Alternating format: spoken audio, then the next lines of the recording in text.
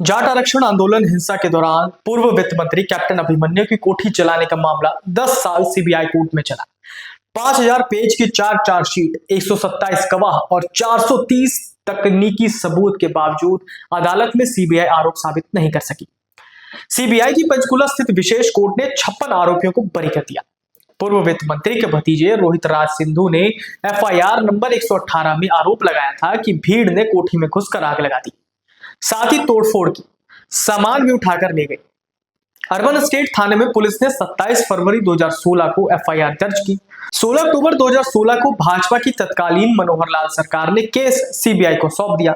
उस समय तक एसआईटी पहली चार्जशीट अदालत में दाखिल कर चुकी थी। उसमें 130 लोगों को गवाह बनाया गया। इसके बाद सीबीआई ने 3 और चार्जशीट कोर्ट में दाखिल की। सीबीआई ने 64 आरोपियों के खिलाफ एफआईआर दर्ज की थी। 4 नाबालिगों को कोर्ट ने बरी कर दिया था। 3 की मौत हो चुकी है, जबकि एक आरोपी खिड़वाली निवासी धर्मेंद्र हुड्डा पेशी से गैर हाजिर चल रहा है। उसके विदेश चले जाने की आशंका है, इसलिए अदालत ने उसे भगोड़ा घोषित कर रखा है।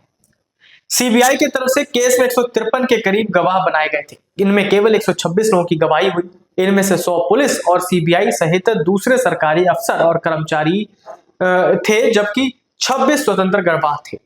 बाद में स्वतंत्र गवाह बयानों से पलट गए।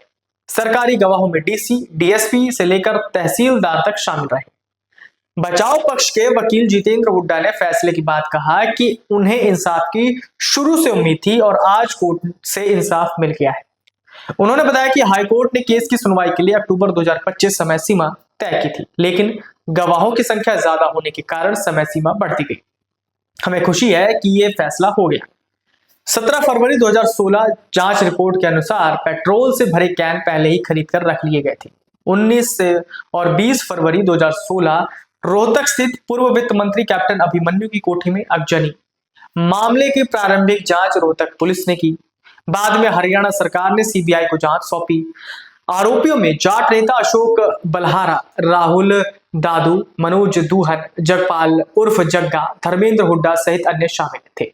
अधिकांश आरोपी रोहतक और झज्जर के निवासी। मामला पंचकुला स्थित सीबीआई विशेष अदालत में चला। सुनवाई के दौरान बयान दर्ज करने वाले 4 जजों का साथ तत्कालीन रोहतक डीसी डीके बेहरा, तत्कालीन एसपी और सीबीआई एसपी के भी बयान दर्ज किए गए। धर्मेंद्र हुड्डा के पेश न होने पर वारंट जारी किए, भगोड़ा घोषित कर दिया गया। हाईकोर्ट ने सीबीआई अदालत को 6 महीने में केस निपटाने के निर्देश दिए थे।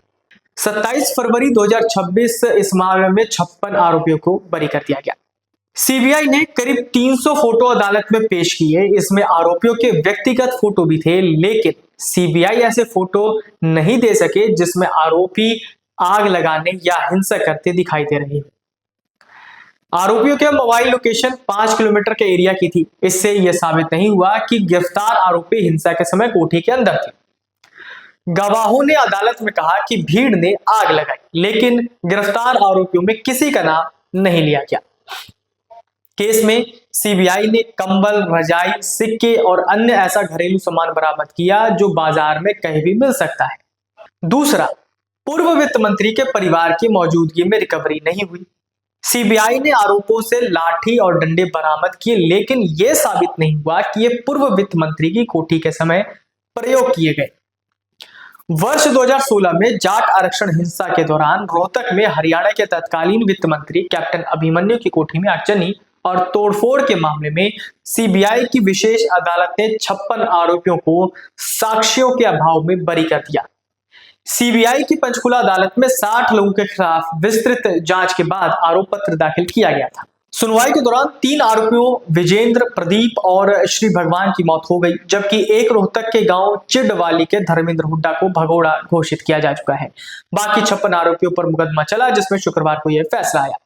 कोर्ट ने फैसले में कहा कि अभियोजन पक्ष आरोपों को साबित करने में असफल रहा। पर्याप्त और ठोस साक्ष्य प्रस्तुत न किए जाने के कारण सभी को बरी किया जाता है। इस केस में जेल में रोहतक के खेड़ी साध निवासी प्रदीप बंद है। उनको 4 महीने पहले ही गिरफ्तार किया गया था। जमानत पर छूटने के कारण वो बाद में कोर्ट में पेश नहीं हुए, जिस कारण भगोड़ा घोषित किया गया था। अब उनकी रिहाई भी हो सकती है। सीबीआई के आरोप पत्र के मुताबिक इन सभी पर आरोप था कि 19 फरवरी 2016 की दोपहर और 20 फरवरी की सुबह उग्र भीड़ के रूप में ये सभी कैप्टन अभिमन्यु के आवास पहुंचे और हमला कर दिया। तब कैप्टन अभिमन्यु के भतीजे रोहित राज सिंधु के बयान पर प्राथमिकी दर्ज की गई थी। अभियोजन पक्ष का आरोप था कि आंदोलन के दौरान हथियारों और पेट्रोल बम से लैस भीड़ ने कोठी में जबरन प्रवेश किया और परिसर में खड़े वाहनों को आग के हवाले कर दिया। घर के भीतर लूटपाट का आरोप लगा, कहा था कि घर के अंदर मौजूद लोगों को नुकसान पहुंचाने की नीयत से पेट्रोल बम फेंके, जिससे कोठी में आग फैल गई और करोड़ की संपत्ति जल गई। अगर आप ये वीडियो YouTube पर देख रहे हैं तो हमारे चैनल को सब्सक्राइब कर बेल आइकन दबाएं और Facebook पर देख रहे हैं तो हमारे पेज को लाइक करें।